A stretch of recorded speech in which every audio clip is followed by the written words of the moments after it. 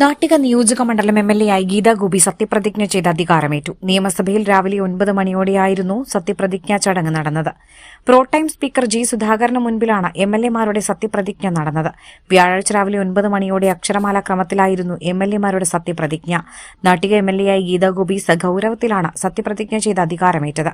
102 UDF അംഗങ്ങൾ, പ്രതിപക്ഷമായ എൽ.ഡി.എഫിലെ 35 അംഗങ്ങൾ, 3 ബി.ജെ.പി അംഗങ്ങൾ എന്നിവരാണ് എം.എൽ.എമാരായി സത്യപ്രതിജ്ഞ ചെയ്ത് അധികാരമേറ്റത്.